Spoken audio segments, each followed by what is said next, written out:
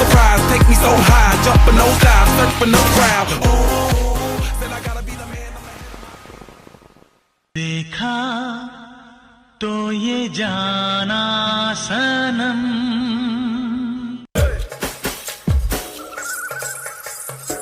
Girl, you're my chamacacello.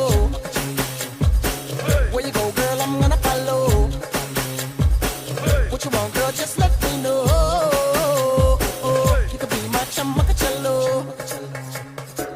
Shawty, I'm gonna get ya. You know I'm gonna get ya. You know I'll even let you be my chamacacello. Kaisa sharmana aaja nach ke dikhane. Aa meri hole aaja pari da girane. Aa meri akhiyon se akhiyan milane. Hum dono nakhre dikha. Wanna be my chamacacello. Oh oh. Wanna be my chamacacello. Oh oh. Wanna be my chamacacello. Oh oh. Wanna be my chamacacello.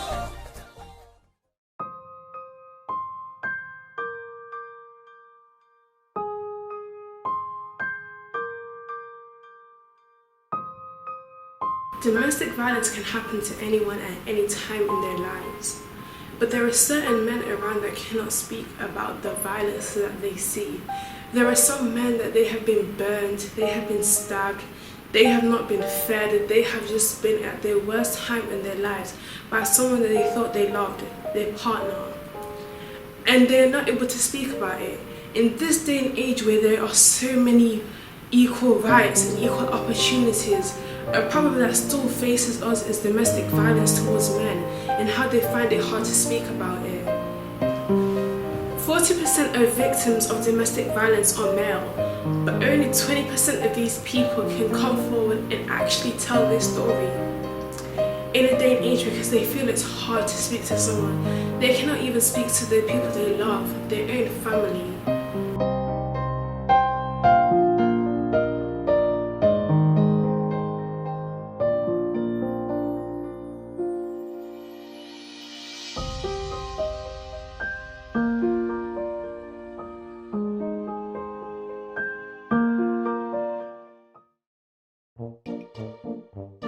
The Twits, written by Roald Dahl, illustrated by Shawden Highland Gordon, narrated by Sue Hughes Parry. Hairy faces. What a lot of hairy-faced men there are around nowadays. When a man grows hair all over his face, it's impossible to tell what he really looks like. Perhaps that's why he does it. He'd rather you didn't know. Then there's the problem of washing. When a very hairy ones wash their faces, it must be as big a job as when you and I wash our hair on our heads. So what I want to know is this: how often do all the hairy-faced men wash their faces? Is it only once a week like us? Sunday night? And do they shampoo it? Do they use a hairdryer? Do they rub hair tonic on it to stop their faces from going bald? Do they go to the barber to have their hairy faces cut and trimmed? Or do they do it themselves in front of the bathroom mirror with nail scissors? I don't know. But next time you see a man with a hairy face, which will probably be as soon as you step out onto the street, maybe you will look at him more closely and start wondering about some of these things. Mr. Twit. Mr. Twit was one of these very hairy-faced men. The whole of his face, except for his forehead, his eye and his nose, was covered with thick hair. The stuff even sprouted in revolting tufts out of his nostrils and ear holes. Mr. Twit felt that his hairiness made him look terrifically wise and grand, but in truth he was neither of these things. Mr. Twit was a twit. He was born a twit, and now, at the age of 60, he was a bigger twit than ever. The hair on Mr. Twit's face didn't grow smooth and matted as it does on most hair-faced men. It grew in spikes that stuck out straight like the bristles of a nail brush. And how often did Mr. Twit wash this bristly, nail-brushy face of his? The answer is never. Not even on Sundays. He hadn't washed it for years. Mrs. Twit. Mrs. Twit was no better than her husband. She did not, of course, have a hairy face. It was a pity she didn't, because that at any rate would have hidden some of her fearful ugliness. Take a look at her.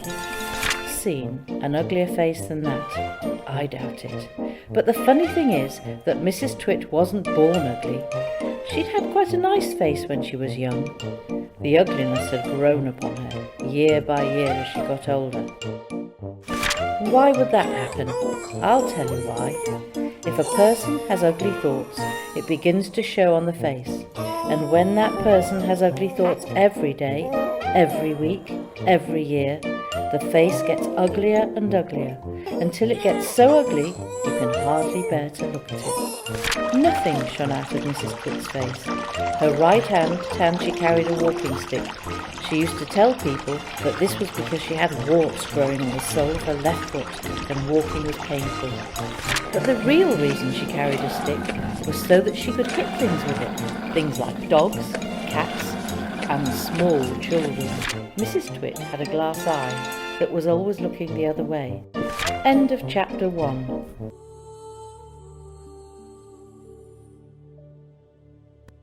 I sit on the settee with my feet up and I watch the TV every day. I see innocent people dying on TV screen. The TV don't show us all those people who are suffering, but they show us what's happening. Innocent children crying out for help, telling them to stop, but that's just another victim that's just got shot. It's just mad how many people are dying every day, but what? The TV shows us the good bit. What about the bad bit? Gaza is suffering, but the news act as if they don't care. Imagine if that was your son, your daughter, your mother, your father. What would you do? Yet we hardly see anything about it. All we see is innocent people getting killed. Tell the truth, Palestine will be free.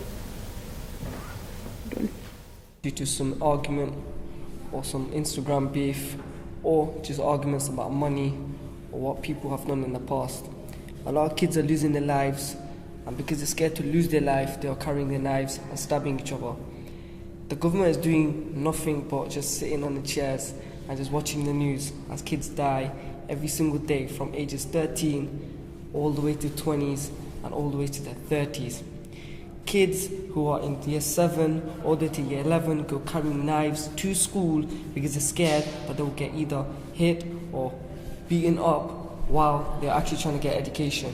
A lot of kids drop out of school and are trying to support their family with drugs such as, cocaine or marijuana, selling drugs and getting into gangs and stabbing each other, all because of arguments and things that have happened in the past, dragging them into that lifestyle which they don't initially want to go into. It's either them owing someone money or it's because they've done something wrong in the past. The only way to prevent this is to have more social classes with kids who are growing into these kind of things. If you are aware of your friend or your brother or your sister who's going down the wrong path and you know that they're going to get themselves into these kind of things, then it's better that let someone know. The glass eye. You can play a lot of tricks with a glass eye because you can take it out and pop it in again anytime you like. You can bet your life Mrs. Twit knew all the tricks. One morning she took out her glass eye and dropped it into Mr. Twit's mug of beer when he wasn't looking. Mr. Twit sat there, drinking the beer slowly. The froth made a white ring on the hairs around his mouth. He wiped the white froth onto his sleeve. Mr. Twit tipped the last drop of beer down his throat.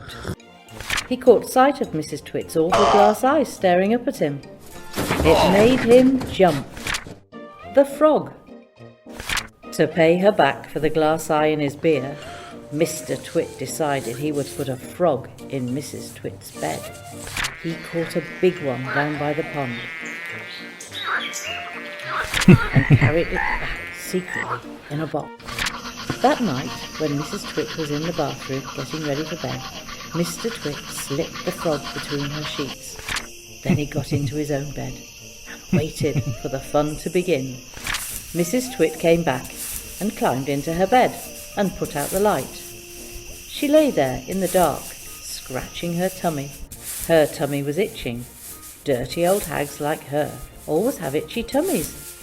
Then all at once she felt something cold and slimy crawling over her feet. The frog crawled up from under the sheet.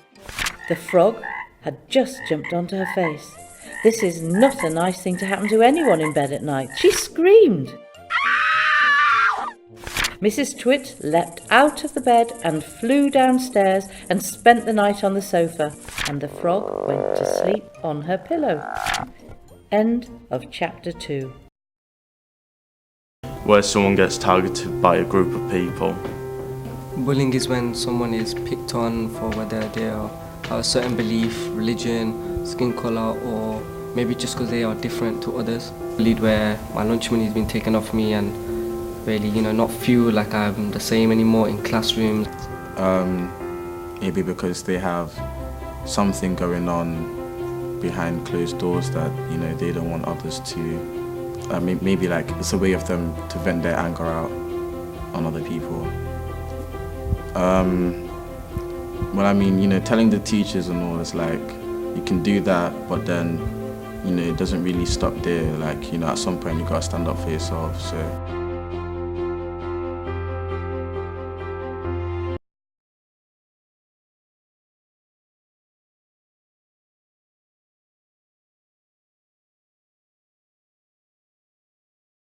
So, can you tell me your name, please? Andrea Kiriakou.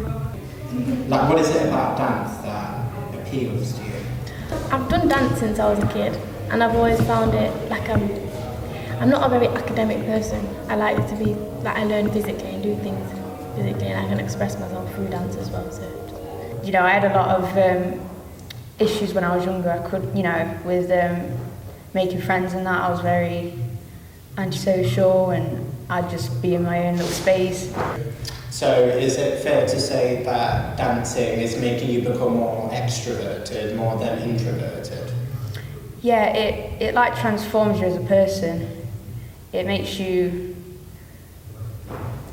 be a better person than you already are, and it shapes you out to, do good things in life and not worry so much, I guess.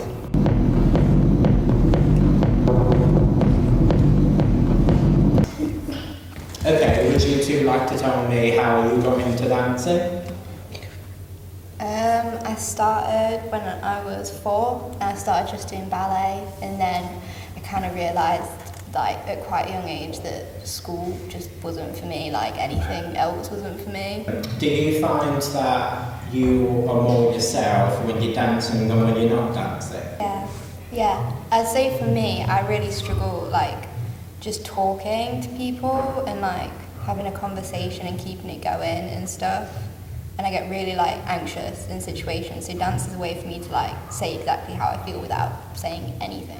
Question, but was there any reason why you joined, when you started doing dance? Did you do it to express yourself, or did you just find yourself dancing one time to your favourite song and you were like, ooh, I'm quite good at this? In my family, my two of my sisters, my mum always used to send them to dance, and obviously she sent me to dance when I was young as well. And they stopped dancing, but I carried on because I really loved it. And when I first started, I wasn't really as good as I am today. I had no rhythm, but within years, I learned a lot, and I love it. They said you wouldn't make it so far, and ever since they said it, it's been hard. But never mind the night you had to cry, 'cause you had never let it go.